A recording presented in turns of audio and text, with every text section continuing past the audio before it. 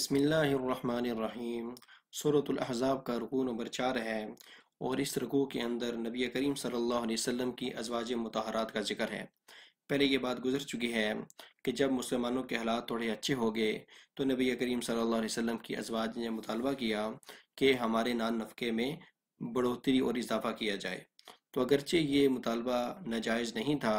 لیکن نبی کریم صلی اللہ علیہ وسلم کی ازواج مطہرات کے شایان شان نہیں تھا۔ اس وجہ سے اللہ تعالیٰ نے تنبیہ فرمائی اور کہا کہ یا تو تم نبی کریم صلی اللہ علیہ وسلم کو اختیار کر لو،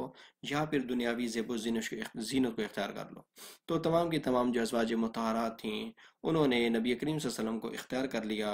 اور سادگی کے ساتھ زندگی بسر کرنے کا ارادہ کر لیا۔ اور آگے اللہ تعالیٰ نے انہی کے بارے میں مزید ذکر کیا ہے کہ اگر گناہ کریں گی تو ان کو ڈبل گناہ ملے گا، اور اگر کوئی نیکی کا کام کریں گی تو ان کو ڈبل ثواب ملے گا۔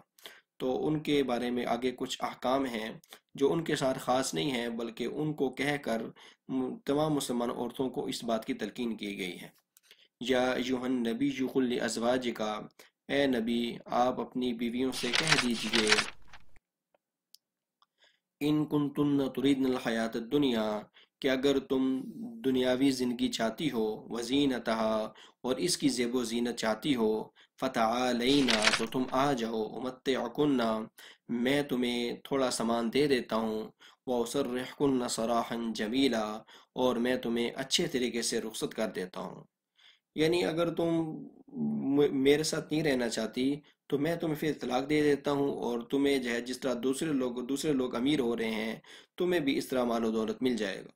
وَإِن كُنتُنَّ تُرِدْنَ اللَّهَ وَرَسُولَهُ، اور اگر تم اللہ کو چاہتی ہو، وَرَسُولَهُ اس کے رسول کو چاہتی ہو، وَالدَّارَ الْآخِرَةَ اور اخروی زندگی کو چاہتی ہو، فَإِنَّ اللَّهَ أَعَدَّ لِلْمُحْسِنَاتِ تو بے شک اللہ تعالیٰ نے نیکی کرنے والیوں کے لیے تیار کر رکھے ہیں، مِنْكُنَّ أَجْرًا عَظِيمًا بڑا اجر، یعنی جنت میں ان کے لیے بڑا اجر اللہ تعالیٰ نے تیار کر رکھا ہے۔ تو پھر جب یہ دو اختیار دیے گئے نبی کریم صلی اللہ علیہ وسلم کی ازواج کو، تو تمام کی تمام جو تھی انہوں نے نبی کریم صلی اللہ علیہ وسلم اور اللہ تعالیٰ اور اخروی زندگی کو اختیار کر لیا اور دنیاوی زیب و زینت کو چھوڑ دیا۔ یا نساء النبی من یأت منکن بفاحشۃ مبینہ، اے نبی صلی اللہ علیہ وسلم کی بیویوں، من یأت منکن بفاحشۃ مبینہ جو تم میں سے کھلی برائی کا یا کھلی فحاشی کا ارتکاب کرے گی، یضاعف لها العذاب ضعفین تو ہم اس کا عذاب دگنا دیں گے۔ یعنی اگر گناہ کا کام کریں گی تو تب بھی ان کو دگنا گناہ ملے گا، اور نیکی کا کام کریں گی تو آگے آ رہا ہے کہ اس کا ڈبل اجر ملے گا۔ وَكَانَ ذَلِكَ عَلَى اللَّهِ يَسِيرًا اور یہ بات اللہ تعالیٰ پر زیادہ آسان ہے۔ اور اب یہاں سے 22واں پارہ شروع ہو رہا ہے، اور آگے انہی کو خطاب ہے نبی کریم صلی اللہ علیہ وسلم کی بیویوں کو۔ وَمَن يَقْنُتْ مِنْكُنَّ لِلَّهِ وَرَسُولِهِ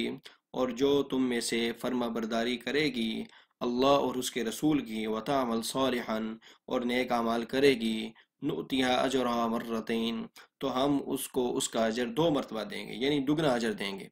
نیکی کریں گی تب بھی 2 گنا اجر ملے گا، اور برائی کریں گی تو تب بھی ان کو ڈبل اس کی سزا ملے گی، کیونکہ درجات ان کے بلند ہیں۔ وَأَعْتَدْنَا لَهَا رِزْقًا كَرِيمًا اور اللہ تعالیٰ نے ان کے لیے اچھا رزق تیار کر رکھا ہے، یعنی جنت میں اللہ تعالیٰ نے ان کے لیے بڑا پاکیزہ اور اچھا رزق تیار کر رکھا ہے۔ یا نساء النبی لستن کاحد من النساء، اے نبی کی بیویوں تم عام عورتوں کی طرح نہیں ہو، تم عام عورتوں میں سے کسی کی طرح نہیں ہو۔ ان اتقیتن اور اگر تم تقوی اختیار کرو گی، فلا تخضعن بالقول یعنی اگر تم تقوی اختیار کرنا چاہتی ہو، فلا تخضعن بالقول تو تم بات میں نرمی نہ دکھاؤ، بلکہ اصول کے مطابق بات کرو۔ فیطمع الذی فی قلبہ مرض کیونکہ جس شخص کے دل میں بیماری ہوگی وہ طمع اور لالچ کرنے لگے گا، وہ دل کو مائل کرنے لگے گا، لہٰذا تم نے گفتگو میں انتہائی درجے کی نرمی اختیار نہیں کرنی، بلکہ کسی کو اگر بات چیت کرنے کا موقع آ جائے تو پھیکے انداز میں اس کو جواب دینا ہے، بد اخلاقی بھی نہ ہو اور گستاخی بھی نہ ہو، لیکن اتنا جو ہے نا پیار و محبت سے جواب نہیں دینا کہ وہ تمہاری طرف جو ہے لالچ یا طمع کرنے لگے۔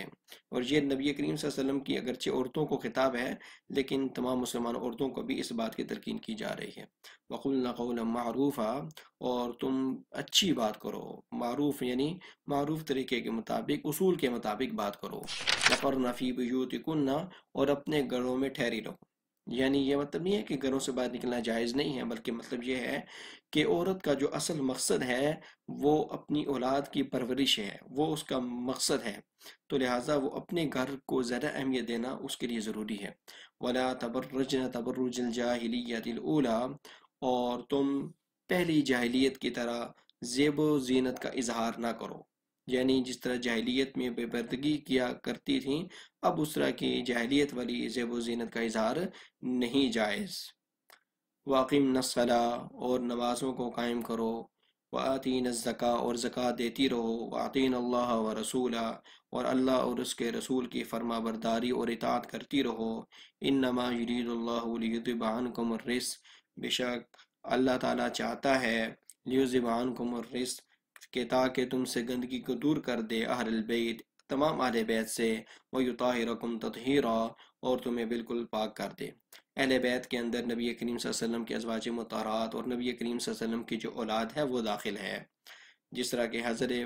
نبی کریم صلی اللہ علیہ وسلم کی جو بیٹیاں ہیں وہ آئیں گی اہل بیت میں، اور نبی کریم صلی اللہ علیہ وسلم کی ازواج مطہرات۔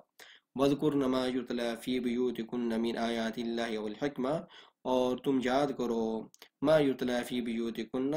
جو اللہ تعالیٰ کی آیات اور حکمت کی باتیں گھروں کے اندر تلاوت کی جاتی ہیں، اس کو یاد کرتی رہو۔ ان اللہ کان لطیفا خبیرا، بے شک اللہ تعالیٰ باریک بین ہے اور خوب خبردار ہے۔ باریک بین کا یہ مطلب ہے کہ اللہ تعالیٰ ہر ایک راز کو جانتا ہے، حتیٰ کہ انسان کے دل کے اندر جو احساس اور جو خیال پیدا ہوتا ہے اللہ تعالیٰ اس کو بھی جانتا ہے۔ تو یہ ہمارے 4 رکوع سورہ احزاب کے کمپلیٹ ہو گئے ہیں۔ اگر آپ نے ابھی تک چینل کو سبسکرائب نہیں کیا تو جلدی سے ہمارے چینل کو سبسکرائب کر دیں، تاکہ ہر نئی آنے والی ویڈیو آپ تک آسانی سے پہنچ سکے۔